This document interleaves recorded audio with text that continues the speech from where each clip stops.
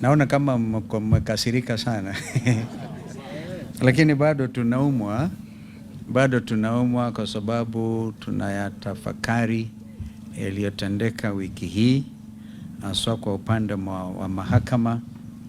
And before I proceed to read this statement of my colleagues who add one or two things, we have a duty to declare our solidarity as ever with each one of us.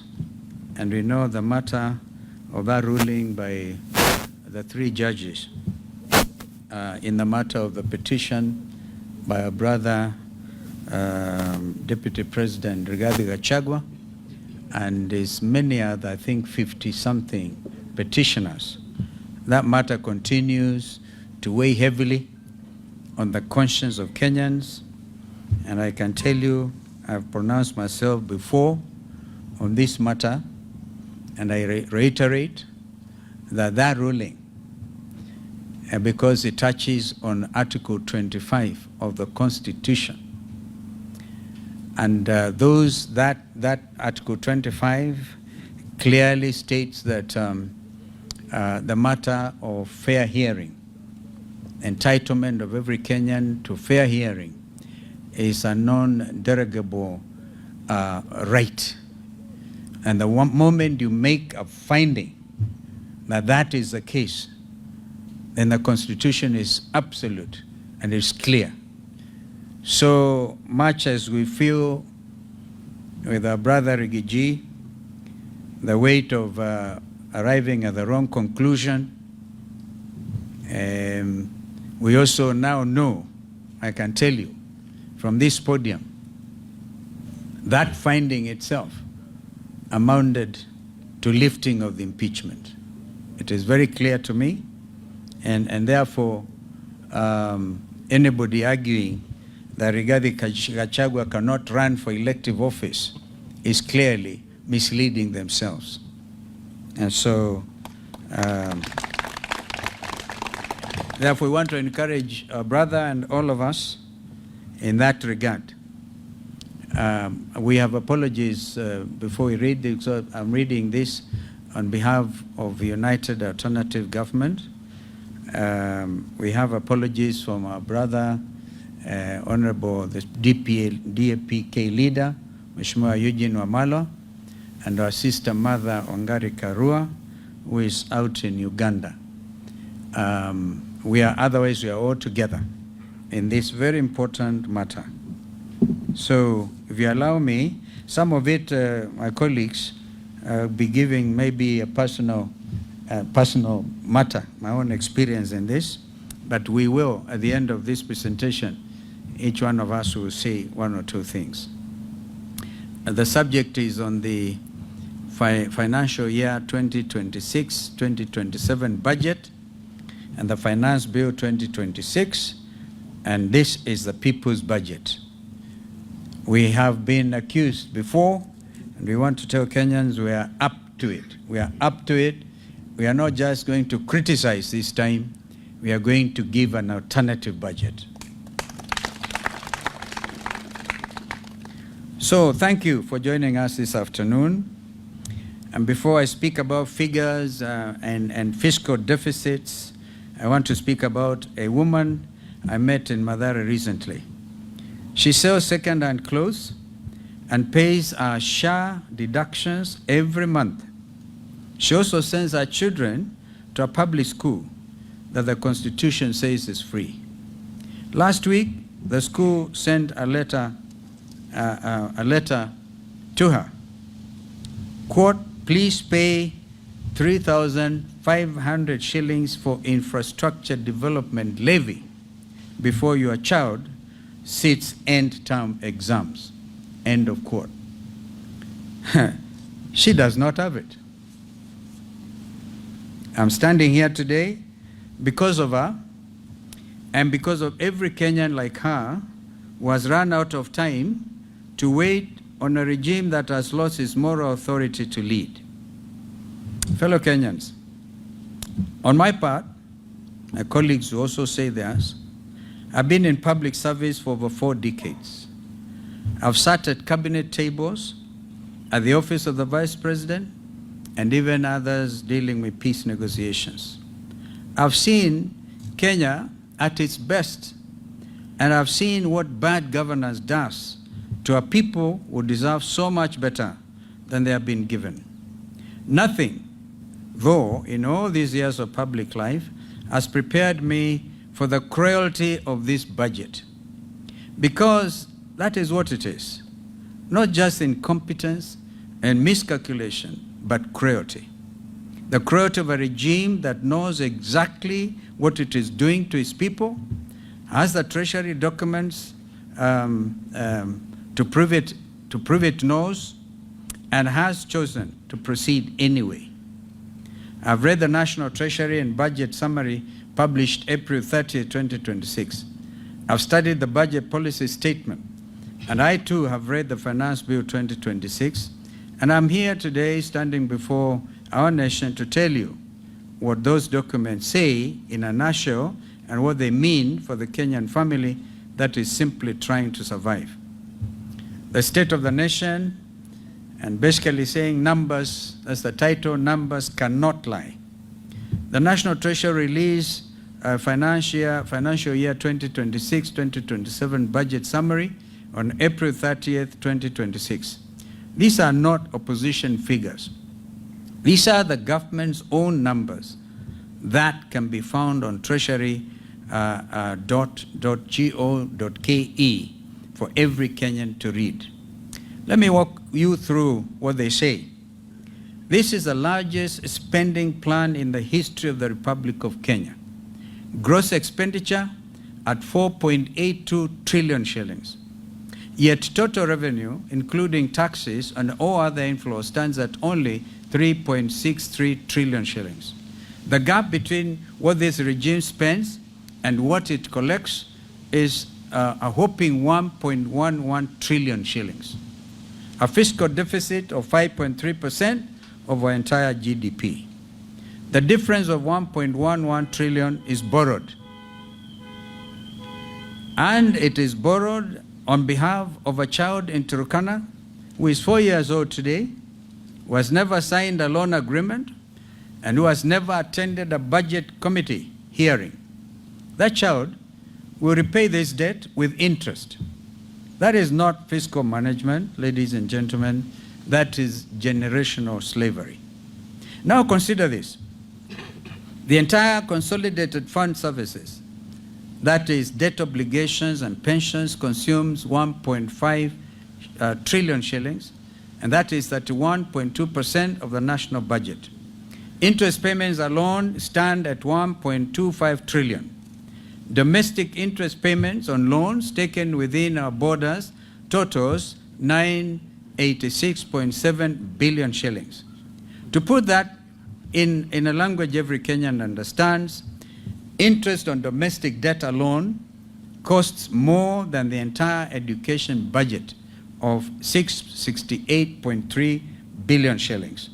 Think about this. We are spending more on paying bankers than on teaching children. 31 cents of every shilling, 31 cents of every shilling, Kenyan shilling, raised goes to debt service before a single classroom is built, before a nurse is hired, and before a single road is repaired.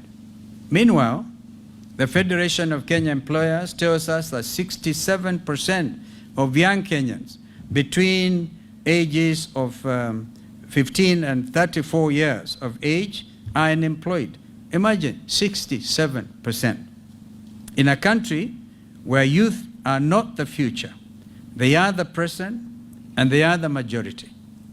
And this Ruto budget has told the majority to wait. On free education, the most expensive lie in Kenyan politics. Article 53 of our Constitution states that every child has the right to free and compulsory basic education, not subsidized education or partly funded education, but free education. Yet here is what the budget estimates actually show. Free day secondary education capitation, 54.6 billion shillings, yet the full funding requirement is 83 billion shillings. This is a shortfall of 28.4 billion shillings. Under free primary education, the government remits 1,420 shillings per pupil per year. Yet the budget policy statement at page 44 of volume 2 documents an 18 billion capitation gap. Junior secondary schools receive 30.9 billion shillings against a need of 42 billion shillings. A Form 1, or whatever they call it today, CTR 10, Form 1, grade 10, a student arriving at a public day school, supposedly free, finds no desk and no textbooks. And all children go without desks because of the Kenya School Equipment Scheme, the program that once put desks, laboratory equipment, and books directly into public schools has been defunded and forgotten. The budget estimates show an estimated 112 billion shillings allocated for administrative overheads at the Ministry of Education headquarters. 112 billion shillings for the bureaucracy that runs education sector. 65 billion for the children being educated. That is not a budget. That is an insult.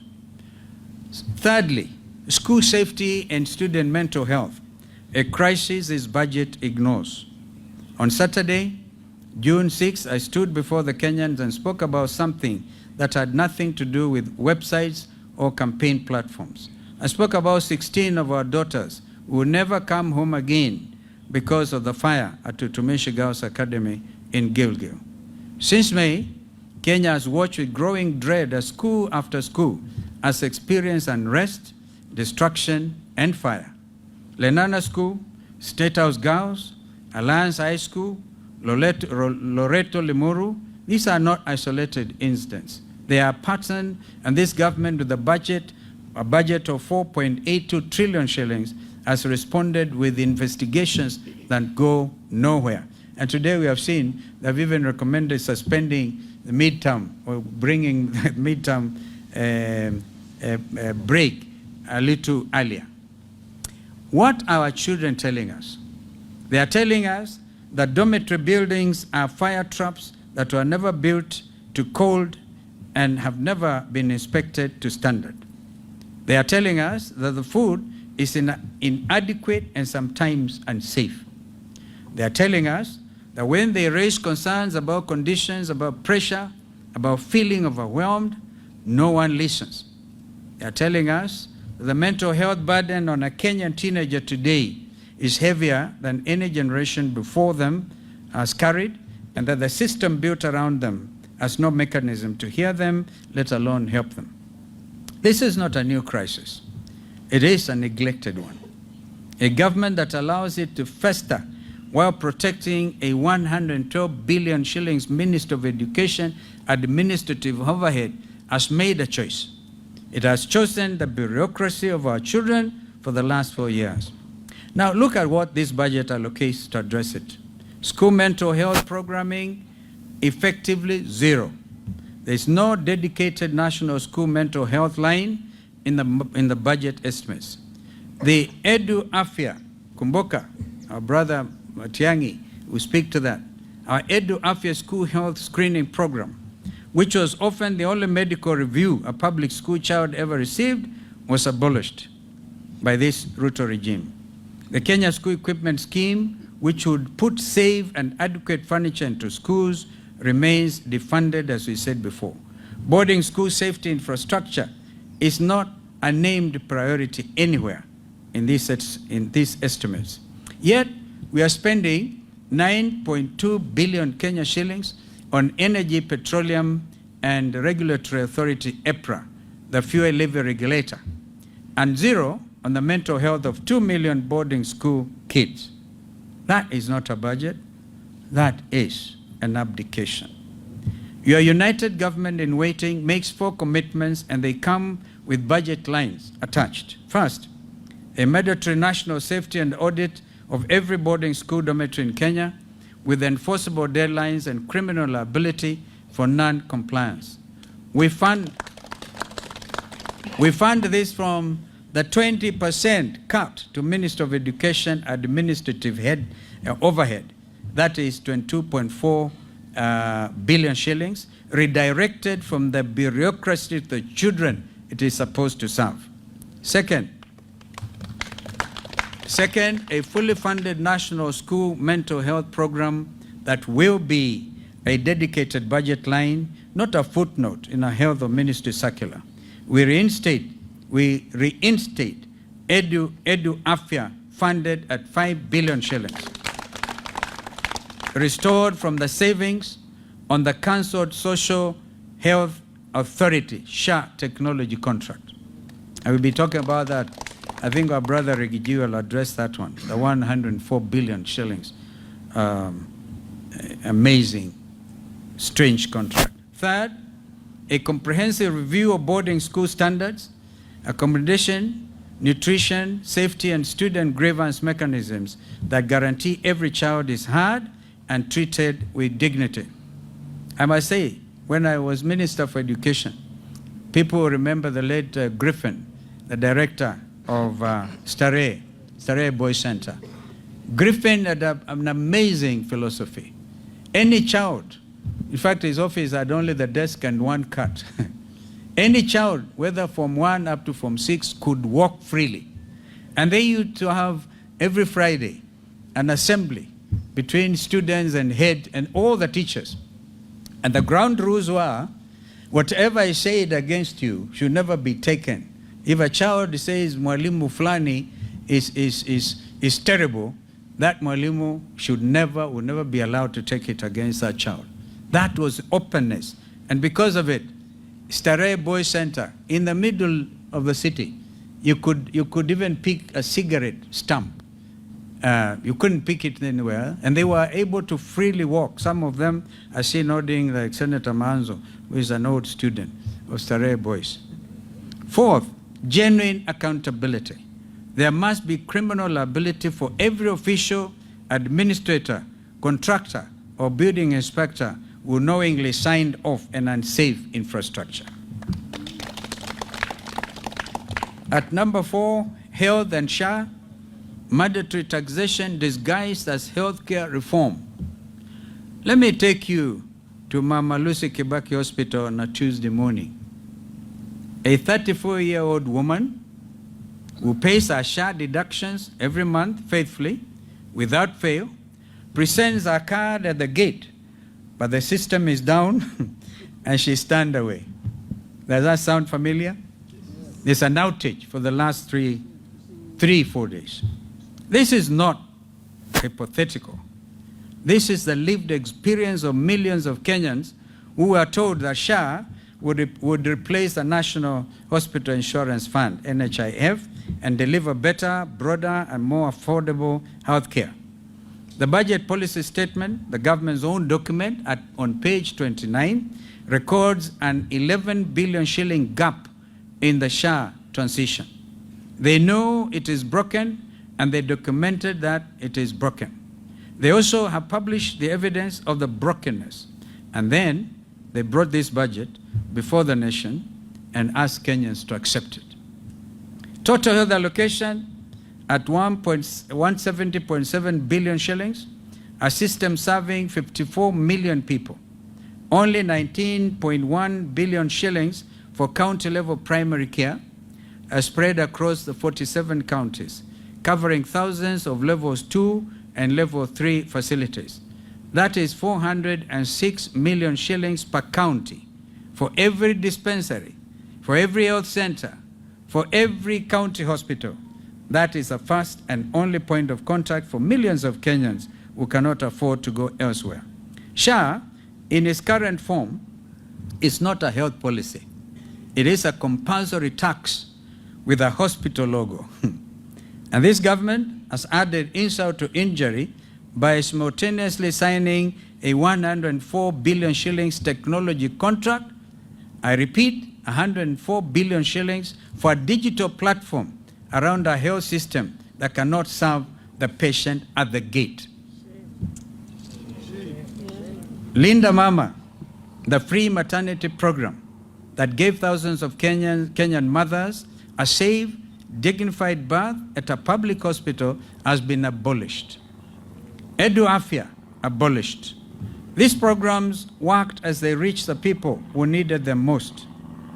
At point number 5, the Finance Bill 2026, taxing the poor through the system. For 3 years in a row, this government has returned to the same well. In 2024, they came for your bread. In 2025, they came for your data.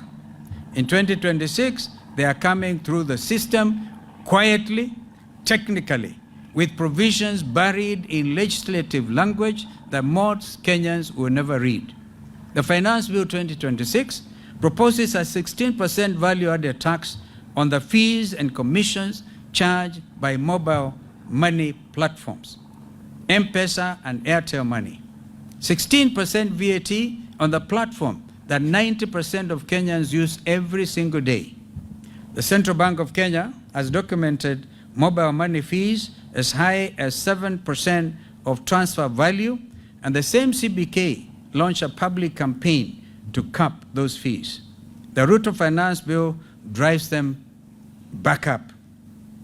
The grandmother in Wajir, waiting to receive 1,000 shillings from her grandson working in Mombasa, will pay more for that transfer.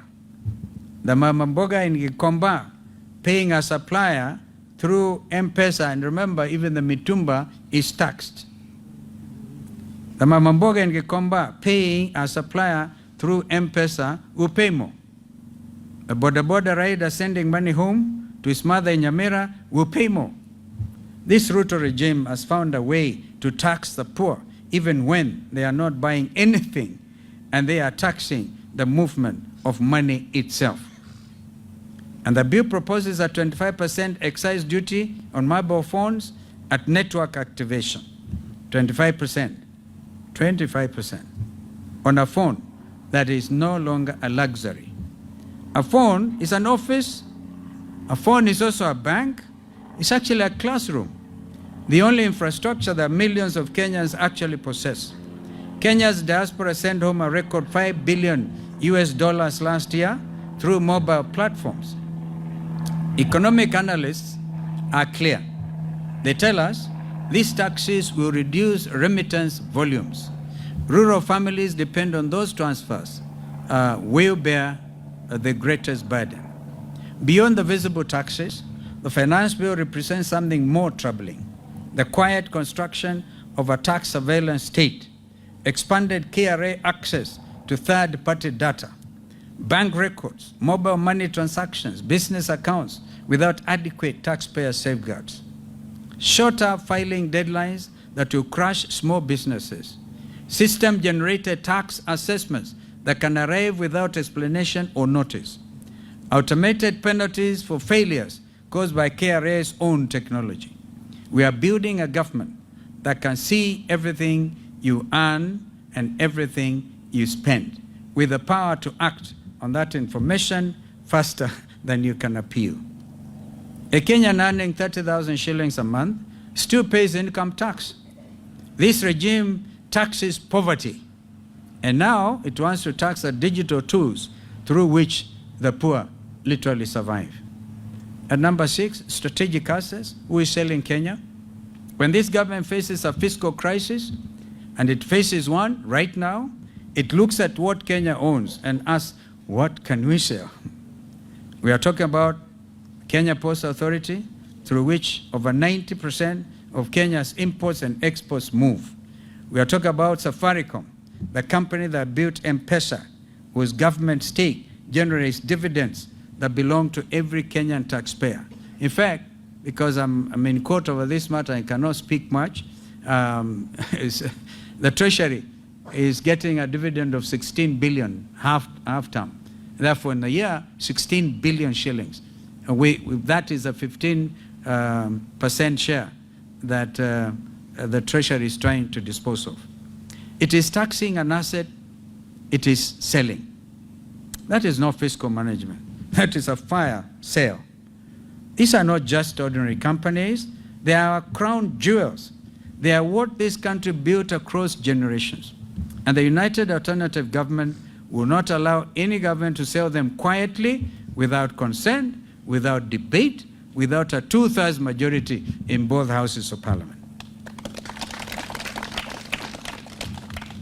We know that a parliament that is also state captured, like the current government, and we congratulate members of parliament representing the alternative government, because you scream. I remember when you are transacting this matter of Safaricom, or Sitat, the deputy minority leader actually went for the mesh as if to make a point, and he was expelled for it. Please do something. The country is watching. The alternative government in waiting has produced a fully costed people's budget for 2026-2027. Every figure in what follows is sourced from the same National Treasury documents.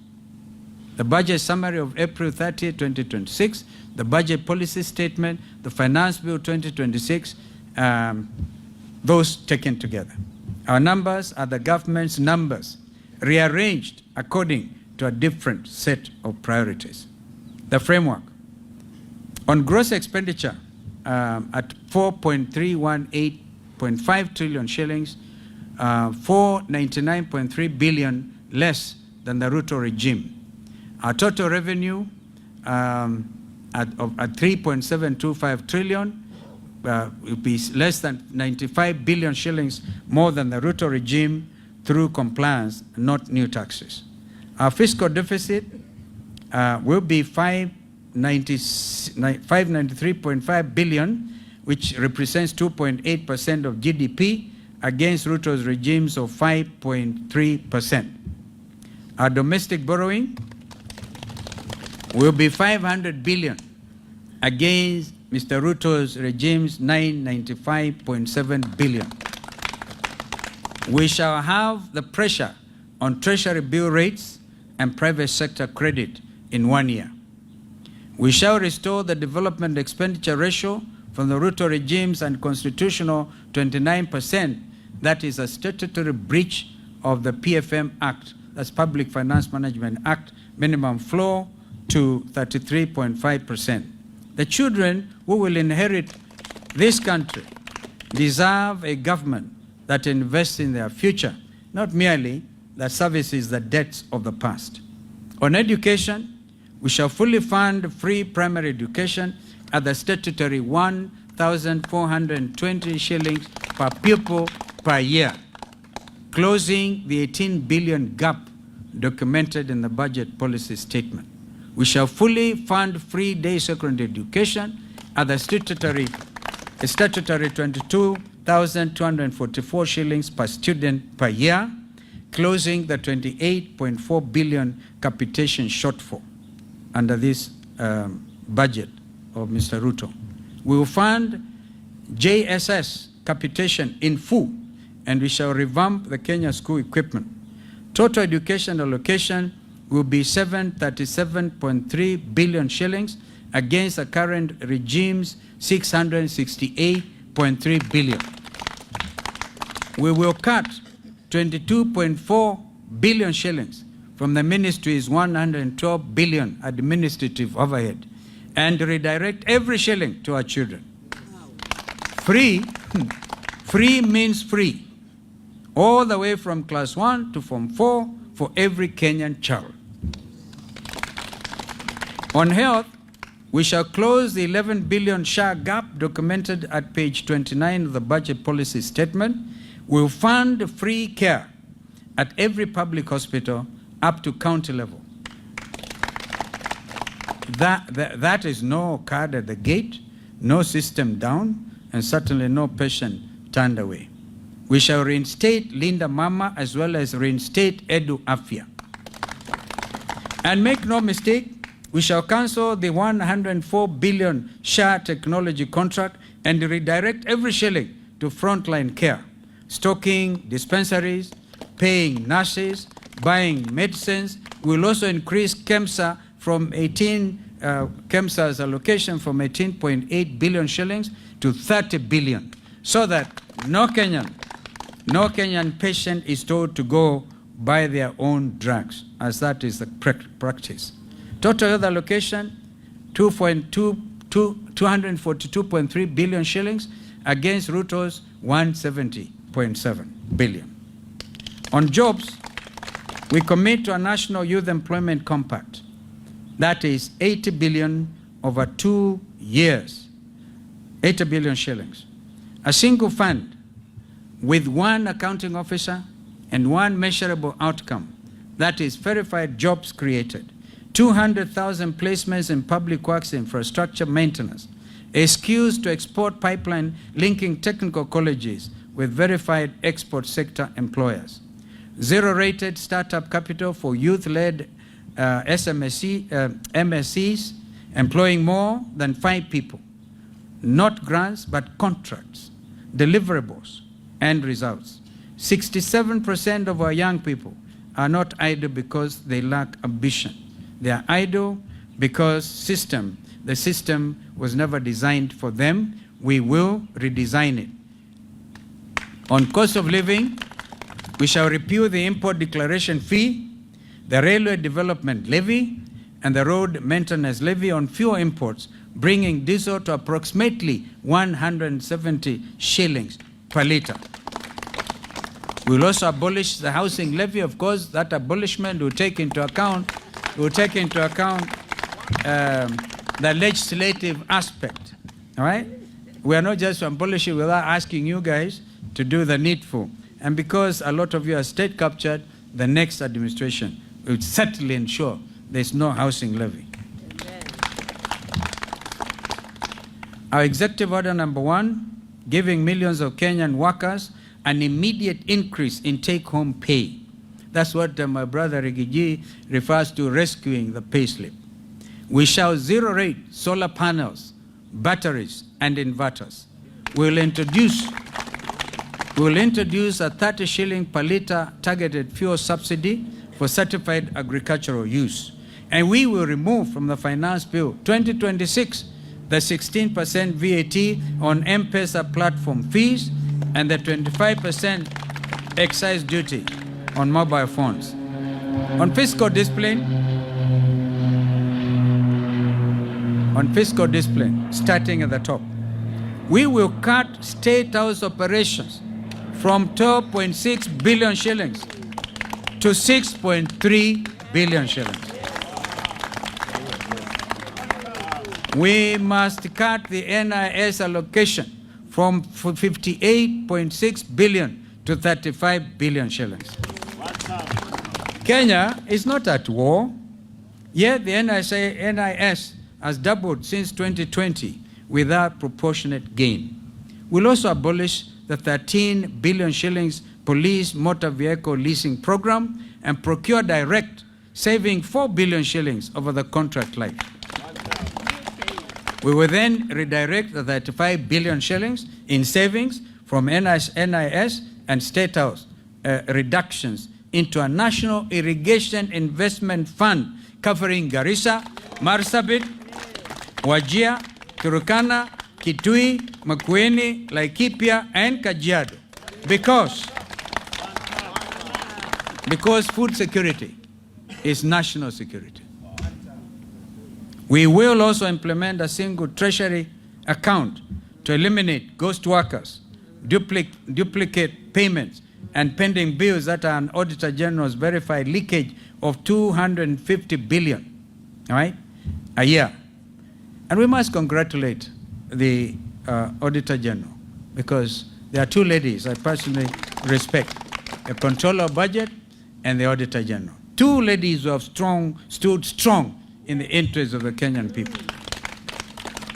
Every contract requires confirmed exchequer backing before work begins. Any accounting officer with an adverse Auditor General report must step aside immediately. Now you may ask, where does the money come from? I'll tell you. 200 billion shillings from the structured sale of stored affordable housing projects at market value. 250 billion from single treasury account efficiency savings. 90 billion shillings from a simplified flat 7.5% rental income tax on large landlords currently evading through complexity. 104 billion shillings from cancelling the wasteful SHA technology contract. 125 billion shillings from halting non-priority vanity capital projects. 30 billion from right-sizing NIS and State House. That is not a promise. That is a united alternative government's balance sheet. A message to the Kenyan people. To the primary school head teacher writing a letter home in July because capitation has not arrived, we see you. Under our administration, that letter will never need to be written. To the mother turned away at the hospital gate because the SHA system was down, we see you too. And under our administration, that gate will never be closed to you. To the Form 1 student or City 10 student who arrived at their school, arrived at their free day secondary school and found no desk, we hear you. And our government, the desk will be there before you are there. To the border rider who finished the day in debt because fuel costs more than his earnings, we also hear you. And our government, fuel will cost less, not more. To the Mama Mboga in Gikomba who learned the government now wants to tax the M-Pesa transfer she uses to pay her supplier, we'll feel your pain too. Under our administration, that transfer will be cheaper, not more expensive. And to every Kenyan who owns a piece of KPA and Safaricom through their taxes and is watching that stake quietly diminish, we are with you. Those assets are your inheritance and we shall protect them. Now, a direct word to members of parliament as I conclude. You were not elected to be a rubber stamp. A mother woke up before dawn, remember that, walked to a polling station, queued for hours, sometimes under rainy conditions because August sometimes is very, very, very cold. Queued for hours and marked your name because she believed you would go to Nairobi and fight for her. When you vote to approve 28.4 billion shillings free day secondary capitation shortfall, you vote against the children of the poor. When you vote to approve an 11 billion shillings haul in SHA, you guarantee that the next Kenyan will be turned away at a hospital gate. When you vote for 16% VAT on M-Pesa platform fees, you tax the only bank most Kenyans have ever had. And when you approve a fiscal deficit of 1.11 trillion shillings, a statutory breach of the PFM Act, you are not building this country. You, honorable members, are mortgaging it. And I know none of you sitting before us today. Make no mistake, history will record your vote, and in 425 days, just like the current regime, the people will have made a record of the choice you made and make it plain at the ballot paper box on August the 10th next year. Conclusion. As we combat our country, we have had victims of police brutality in our midst before we all got together here. We all remember Rex Masai was the first one to fall when we were shot at the leg. And June the 25th is around the corner. I have confirmed from Honorable Makali Mulu, and I share that with Bernard Kavuli and his colleagues, including their advocates, that some 2 billion shillings is already in the budget, but under office of the president. Would have preferred if that money went directly to the Kenya Human Rights Commission. And then, even then, it's not even sufficient. We Kenyans expect it's not enough. Like, I really congratulate my brother Rigiji for saying he is not in need of 50 million shillings. for a breach caused on his own rights under the law, under the Constitution. So it is very easy for this administration to think by paying 2 million shillings to a family whose son was felled by a police bullet, you have done justice.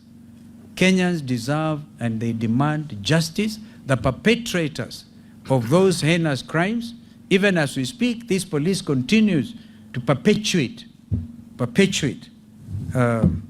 those abrogations of our Constitution. Did we not hear yesterday in Laikipia, and people like Laikipia, we hear you, my colleagues will speak to you about that we're importing Ebola, and then we kill.